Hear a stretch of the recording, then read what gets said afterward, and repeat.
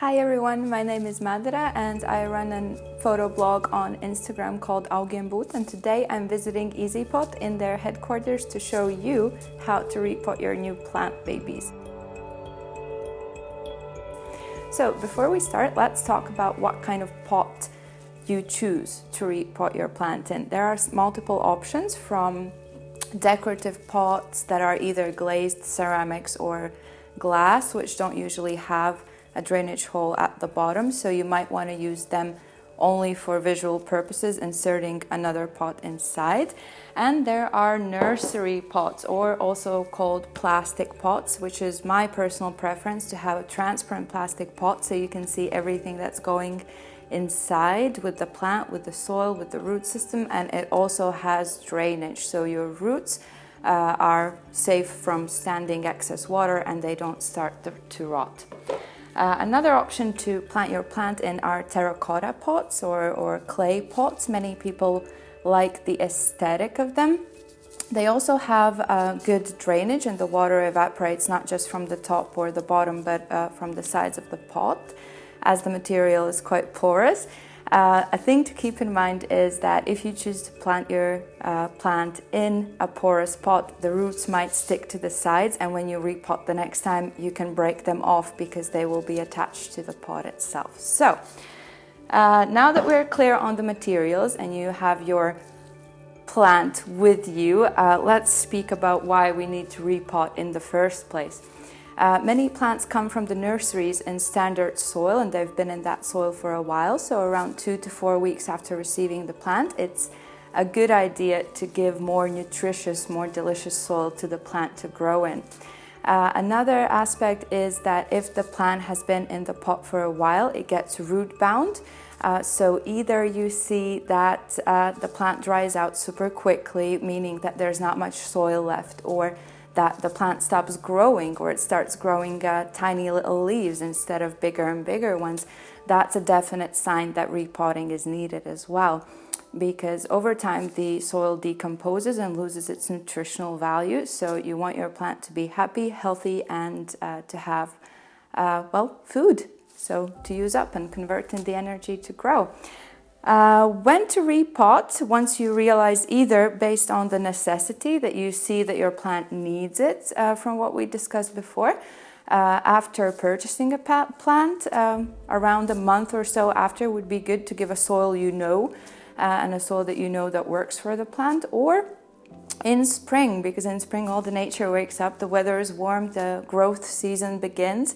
So it's a good idea to give plants some more space to grow in and some nutritious soil as well. So let's get to it then. Today we will repot 3 sizes of plants: small, medium, and large. Let's start with the smallest one. So we can see that the roots are starting to come out of the bottom, but also we see that the top of the soil is decomposing away, and that the roots are exposed from the top as well.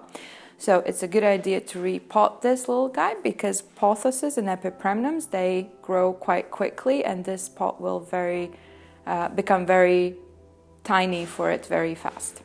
To remove the plant from the pot, start by squeezing on it gently to loosen up the soil from the sides of the pot, and then gently pull it out. Yeah. Here we can see that the plant is mildly root bound. The roots are light and crisp and healthy, which is good. So we're good to go. Now, once you have removed the plant from the pot, you start to gently remove the excess soil. Whether you water the plant before or the repotting is up to you. Most of the time it's more easy to remove slightly damp soil than it is dry one. So then you just keep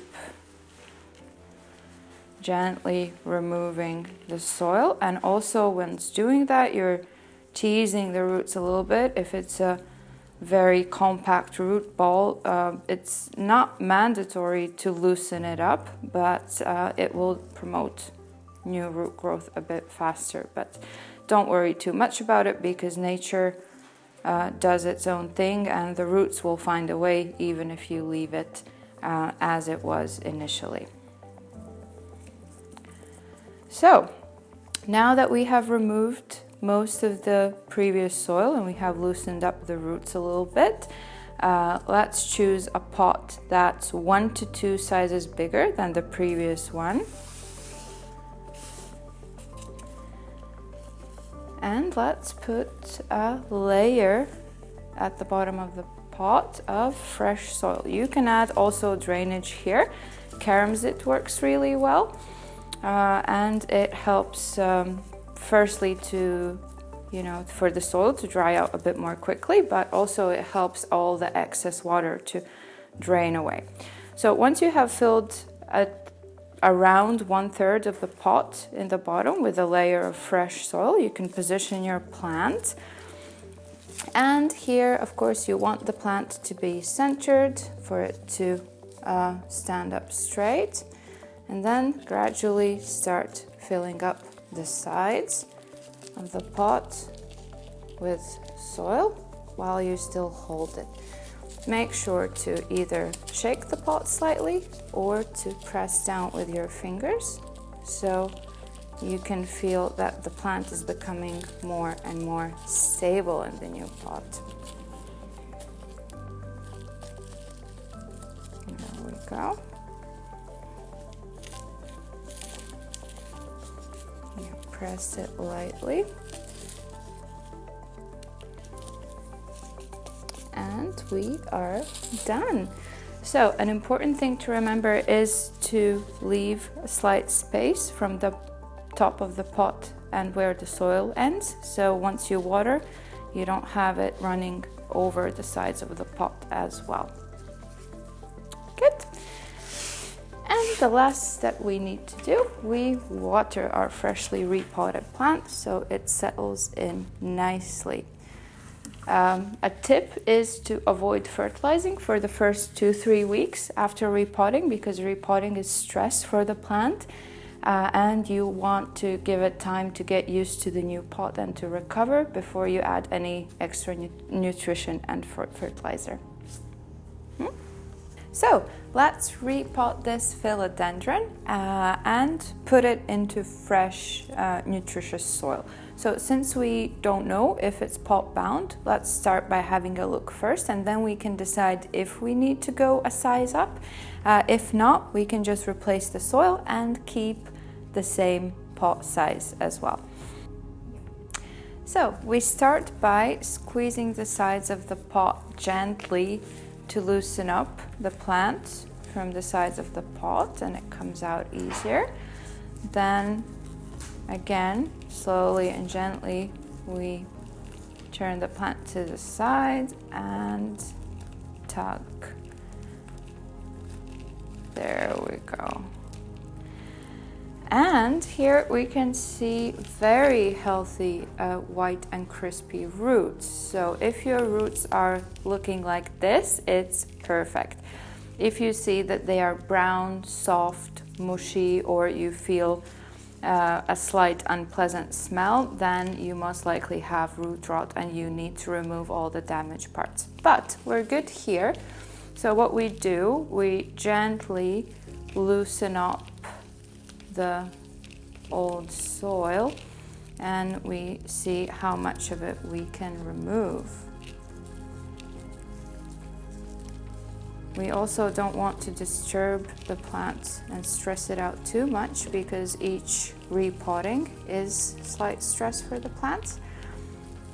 And after the repotting, you should leave the plant be and not fertilize it for at least 3 to 5 weeks, depending on what kind of soil you use. Also, make sure to check the packaging, because sometimes fertilizers are added to the soil already. So if you add additional fertilizer on top, you might over fertilize and your plant could burn. You don't need to remove all of the soil, just see how much comes off easily, unless you have a pest issue. If you do have a pest issue, then you need to think about washing all the soil away, spraying it with some green soap or with some pesticides of your choice. But since we are all good and healthy here, we don't need to remove every single bit of the soil. And I think that we are actually good to go because we have removed quite a bit of it, and we have also loosened and teased up the roots quite a bit at this point. Now that we have loosened up the roots and taken away most of the old soil, we choose a pot that's 1 to 2 sizes bigger than the previous one, and we add a bottom layer of soil in the bottom of the pot. You can go for as much as 1/3 of the pot so that the roots have some soil to grow into as they grow downwards.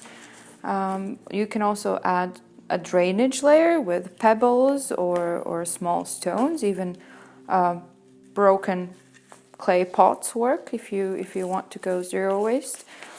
And once you have a layer of soil and or drainage in the bottom of the top pot, you place and position the plant. So you will most probably want the plant to be centered, so you need to keep it in place initially. I will add a bit more to the top because I want the plant to be a little higher up in the pot. There we go. Yes, now it's good. And now, while I'm holding the plant where I want it to be, I will start adding soil to the sides of the pot to stabilize it gradually. So you can use either a tiny shovel or you can use your hands, depends on the pot size. Sometimes it's easier to do with hands, which I'll go for here.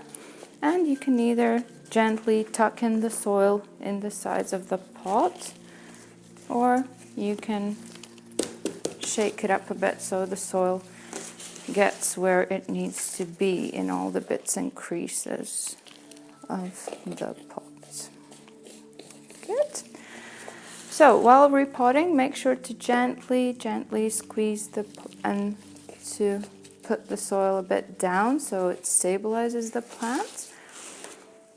And also make sure to leave some room from the top of the pot and the soil. Don't fill it up to the very top, so the water and the soil has somewhere to go when you water the plant. There's one last thing we need to do, and that's watering the plant. So make sure you give the plant a drink so it can get used to its new home. And what's very cool with transparent pots is you can actually see how much water you have poured onto the plant as well, and how it soaks through the soil. So good, this is a finished repotted philodendron. Let's give this millennial monstera a new fresh home in an airy potting mix.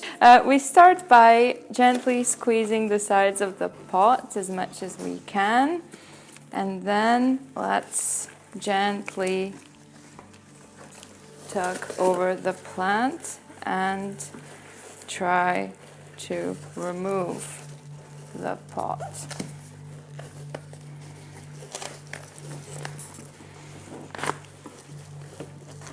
And here we see that the roots are already coming out the bottom, and this plant is quite pot bound, so we will for sure need a bigger pot for this one. The roots are fine and they're all crispy and white, which means that the plant is healthy and it is not suffering from any root rot. And once we see that, we gently loosen up the soil to remove the old one. So once you have removed all the old soil and loosened up the root ball of the plant, and then it's time to place it in the new pot. The pot should be 1 to 2 sizes bigger depending on the size of the roots. So what you do, you add the bottom layer of soil in the pot and then place your plant in the new pot in a centered position. Make sure to hold it on place because it's not going to be stable yet, and start adding soil to the sides of the pot.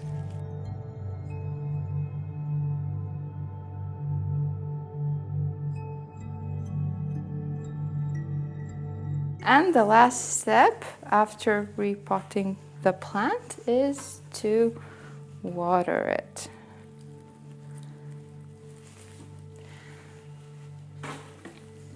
And here we go. This is it. So, thank you for repotting with us today, and I hope you learned something new. Have fun repotting your new plant babies. Bye!